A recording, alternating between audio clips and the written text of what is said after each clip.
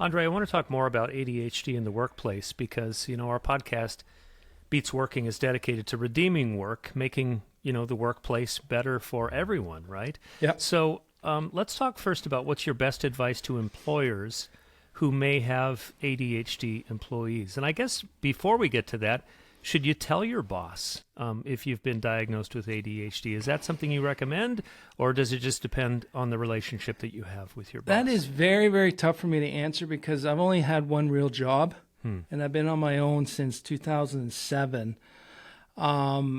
So it's very tough for me to recommend that because I think the majority of the problem is it's misunderstood.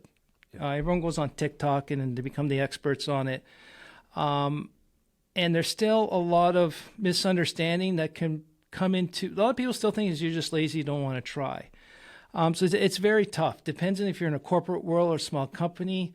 Like for me, I got a kid here who, we interviewed him. I had my assumptions, but a month in, he felt comfortable to come up to me and say, "Hey, I have anxiety. I'm taking medication," because he was nodding on and off in the meeting.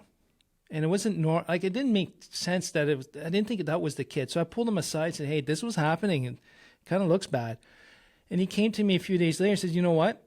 I have anxiety. I changed meds." And that was one of the side effects were still coming up. But I've got an environment that's comfortable and safe to come talk about that. So if you're in an environment that's not safe, maybe not. And sometimes depending what part of the world you are, even maybe talking to a lawyer might be beneficial, because if they start discriminating against you on it, then you might have a case. But it's just misunderstood, because the thing is, Mark, if I'm depressed, I can explain to you what depression feels like. You get that. The other person can understand anxiety. They can understand depression. But no one can understand what the ADHD brain is going and doing. Like, how can I explain to make you understand and feel that I like that idea, or I forgot everything because of my short-term working memory, or just being inattentive? Like, if someone distracts me from our conversation and it holds me a little too long, what were we talking about the last 20 minutes? No one can feel it. That's why when people are saying, "Oh, that's me, that's me, that's me, that's me," they get it. Yeah. And we can't explain that for other people to be completely aware or having. I think a lot of people want to feel your pain, but we can't explain it enough with the ADHD, because my oldest daughter quite a few years ago was explaining to my wife, who's neurotypical, like she was getting in trouble at school, and she was trying to explain to my wife, "I don't understand what you're talking about. That's not a problem." So I decided I pull my daughter over. Went in the shop, started explaining stuff, and what she was trying to explain was the impulsivity. So I said, "Okay, stop explaining." So I bet you a bunch of listeners, if you go, "Holy crap," it might be a sign. But it was like, okay, so in your head you went, "Hey, it'd be funny to put my finger up that person's nose." And then, crap, my finger's in her nose. And my daughter goes, "Exactly." I said, "Yep, that's the impulsivity. There's no in between." Yeah. The impulsivity is just go. There's no filter to say, "Hey, maybe that's not a good idea. Maybe you should hold back." It's just, boom, man, that's not right. Yeah. So, man, as you're talking, I'm just having flashbacks. When I was in school, I just can't even count the number of times that a teacher would say, "Mr. Wright, Mr. Wright, Mr. Wright," and I was on Mars. I'm looking out the window, and I am like a million miles away. And then I would come back, "Oh, huh?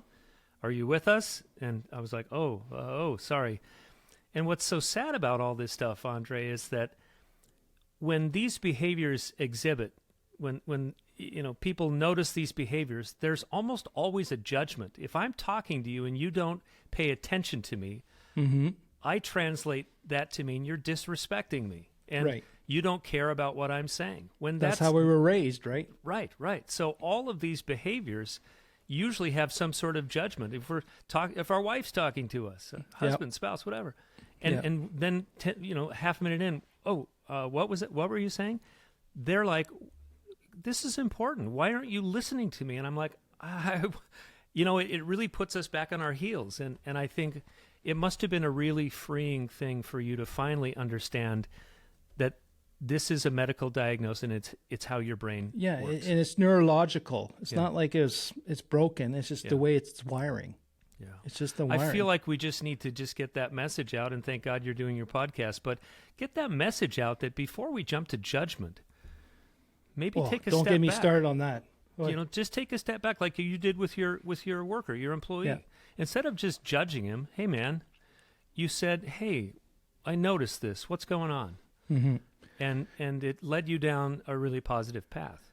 That's because I respect other people's uniqueness. Everyone's got a unique way of doing things, their own strengths to do things. It's great that my team here, they love to do the stuff I hate to do. And I respect that, and I let them do it their way. Why can't we do it our own way? Why do I have to be forced upon to do something in a way that's going to make me frustrated or take me 10 times more? Because the answer's right there. I know it. Let's get to it. And just to go back, your example there, like you're in dreamland, right? That is a classic inattentive ADHD. So ADHD, we got three kinds. We got your physically hyperactive, your inattentive, which is more in your head, dream, and then combined as a mix of the two.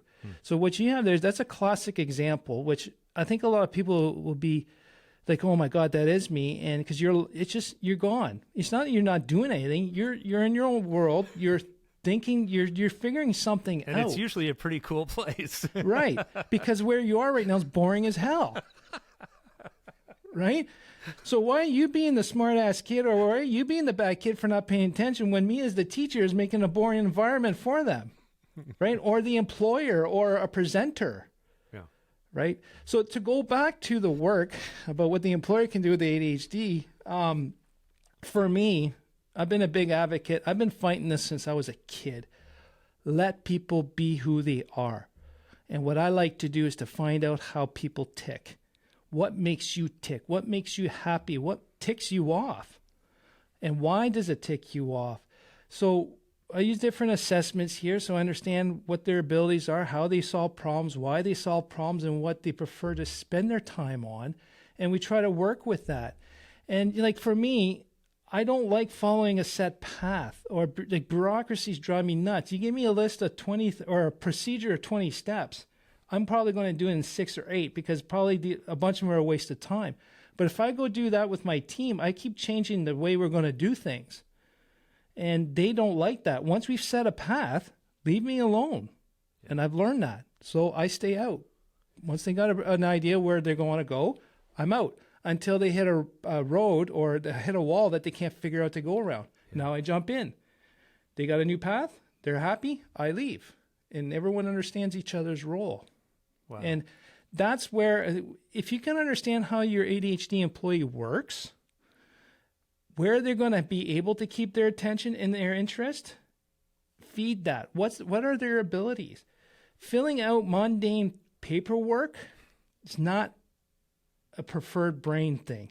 It's going to take a long time. So the focus takes more energy. And, these types of what if they're not doing well on certain tasks, but maybe they can say, hey, maybe someone else can do it for them, and they could take on something from someone else. And, let's compromise or find tasks and rules or roles that fits the person. And I'm not just talking about ADHD people, just anyone in general. Yeah. Figure these people out, their uniqueness, and you need a team of unique people to get the overall project done when everyone can have a good time.